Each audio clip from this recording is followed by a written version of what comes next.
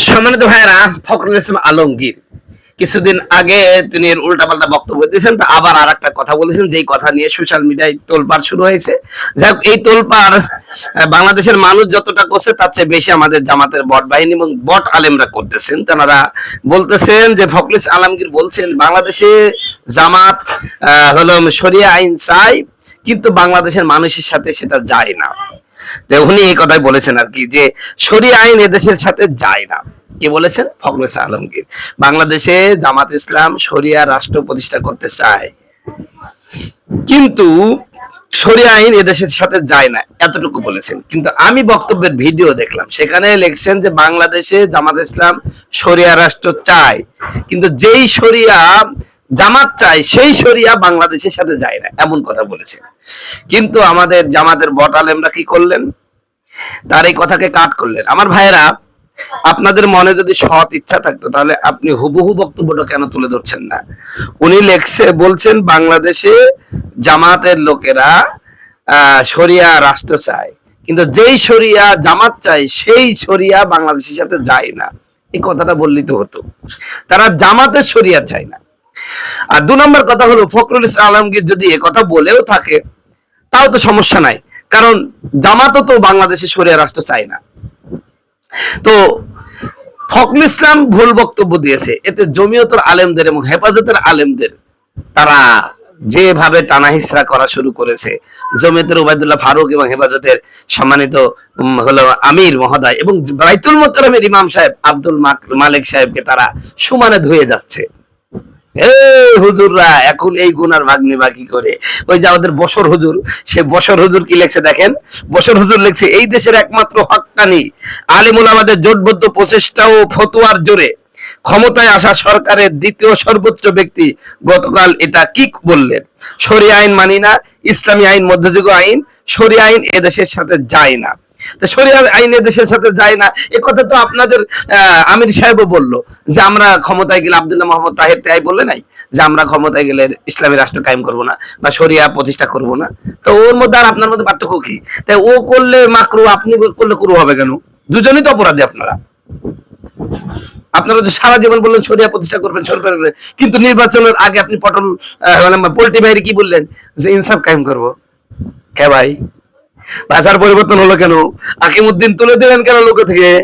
হ্যাঁ, এটা করলেন কেন? এটা কি করা ঠিক করেছেন? করেন নাই। তো যাই হোক, এরপরে আমাদের সেই বশর হুজুর এরপরে লেখছে, মৌলভী উবাইদুল্লাহ ফারুক, মনির কাসিম ও মাওলানা মহিবুল্লাহ বাবুনগরী গং এই কুফরি বাক্যের সমান হকদার। হ্যাঁ, ইনারা যে হকদার হলে তোমার আমির সাহেবও তোমরাও হকদার, তোমরাও শরিয়া কায়েম করতে চাও নাই। উনি খালি ঘুরাই বলছে যায় যে দেশের মানুষের সাথে যায় না, আর তোমরা সরাসরি বলেছো কায়েম করতে চাই না। কেন ঘুরি ফিরি খালি এই 3 জন আলিমকে নাড়ো কেন? জলে। তো যাই হোক, অস্বীকার করতে পারবেন মৌলভী উবাইদুল্লাহ ফারুক, মনির কাসিম ও মাওলানা মহিবুল্লাহ বাবুনগরী গং এই কুফরি বাক্যের সমান হকদার? অস্বীকার করতে পারবেন? এই কুফরি থেকে বাঁচার উপায় হলো ঘোষণা দিয়ে ওদের সঙ্গ ত্যাগ করা, কথাগুলো প্রকাশ্যে প্রতিবাদ করা। আমরা অপেক্ষায় রইলাম। আমাদের নব্য অনুপ্রবেশকারী জামাতের বর্তমান নতুন গং আলী হোসেন উসামাও তিনি এই কথা বলেছেন। এইবার হেফাজতের নেতৃবৃন্দ, এইবার জমিয়তের নেতৃবৃন্দ কি জবাব দিবেন? জবাব ঠিকই আছে। আপনি পুরো বক্তব্যটা দেন ফখরুল ইসলাম আলমগীরের, যে বাংলাদেশে জামাত শরিয়া রাষ্ট্র কায়েম করতে চাই, যেই লিবারেল, তবে লিবারেল শরীয়ত, লিবারেল মানে কি, জামাত যেই শরীয়ত চাই ওই শরীয়ত বাংলাদেশের সাথে যায় না। কথা ঠিকই বলেছেন, ভুল বলেন নাই। একজন মানুষের দোষ ত্রুটি আছে, উনি এমনি ফখরুল আলমগীর খুব ভালো লোক না, তিনি ইসলামের সাথেও যায় না। ফখরুল আলমগীর ইসলামের সাথেও যায় না, কারণ তিনি ইসলামকে সেইভাবে লালন করেন না।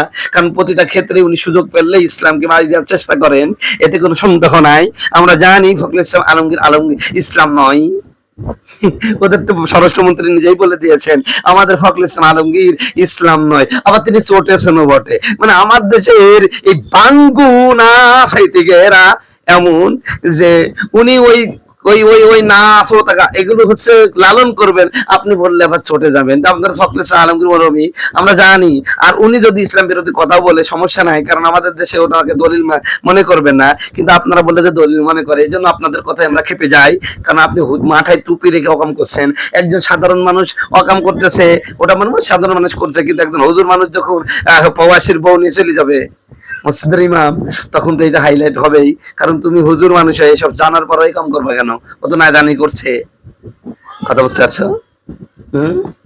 এই জন্যই দোষ। সবসময় আমরা দেখি যে হুজুরের কিছু হলে খুব বড় ভাবে হাইলাইট করে। আমাদের কওমি এবং অন্যান্য যারা আলেম সমাজ তারা বলে এই আমাদের বিষয়গুলো এরকম হাইলাইট করে কেন? ওরা অমুকে করতেছে, ওই ভার্সিটি করছে, কলেজ। আরে কলেজ ভার্সিটি ওটা করারই জায়গা, তোমার মাদ্রাসা তো ওই করার জায়গা না। তুমি হুজুর মানুষ, তুমি তো ওই কাজ করতে পারো না, কারণ তুমি হুজুর, তুমি জানো যে এগুলো করলে গুনাহ হয়, তারপর করো কেন? কেন কেন? এজন্যই দোষ হয় তোমার। সাদা জামায় দাগ লাগলে দেখা যায়, কালো জামায় দাগ লাগলে দেখা যায়। তো এই পৃথিবীর সবাই তো কালো জামাওয়ালা লোক, তুমি হুজুর মানুষ, তুমি সাদা জামা পরিধানকারী লোক, তুমি হলো সাদা জামার অধিকারী, তোমার কেন দাগ লাগবে? একটু দাগ লাগছে ওটাই দেখা যাচ্ছে।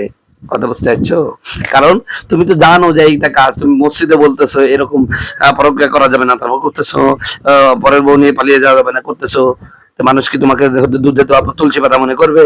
তুমি অকাম করে, তুমি নিজে বলছো ভালো কাজ করতে, নিজে অকামী হেডমাস্টার হয়ে যাচ্ছ।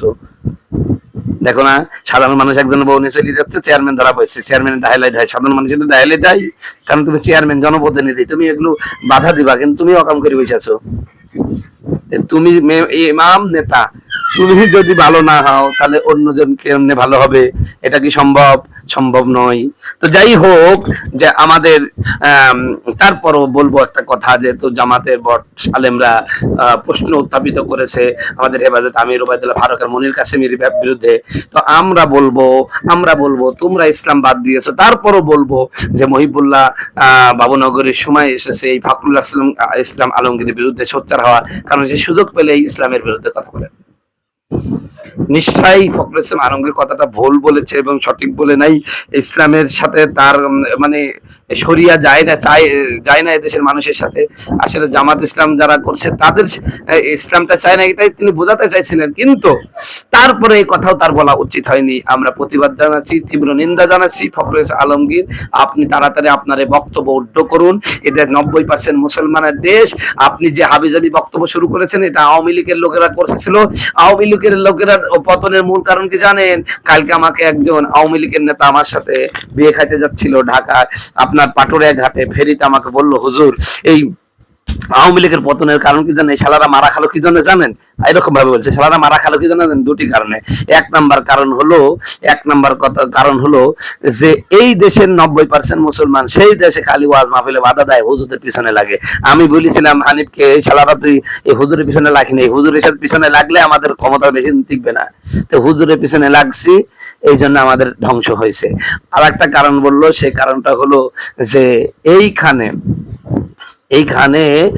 যে আমরা যে তিনমাল নেতা কর্মী ছিলাম, আমাদের কোনো মূল্যায়ন করে নাই, খালি বড় বড় নেতাদের মূল্যায়ন। আমরা শালারা পরামর্শ দিলেই আরো রাগ করতো যে এরকম পরামর্শ দেয় কেন, এ তাহলে ওই জামাত হয়ে গেছে, এ তাহলে বিএনপি হয়ে গেছে, এরকম বলেছে। তো যাই হোক, ফখরুল আলমগীর, তুমি যে এই যে ইসলামের উপরে সুযোগ বুঝি তুমি কোপ মারি দাও, কখনো জামাতের ঘাড়ের উপরে দিয়ে, আবার কখনো অন্য নিয়ে আমরা বুঝি তোমার জ্বালাটা কোন জায়গায়, তুমি ইসলাম কতটুকু ভালোবাসো আমরা জানি। এর জন্যই বলছি বিএনপিকে যে ফখরুল আলমগীর এই মাতালটাকে থামাও, না হলে এ তো ইসলামে 12টা বাজাই দিবে, তোমার দলেরও 12টা বাজাই দিবে। এই জন্য বলছি মাতালটাকে ভালো করে থামাও, যেন ও কোনো প্রকার কথা না বলে, যে বিষয়ে তার জ্ঞান নাই সে বিষয়ে কথা বলতে যায় কেন।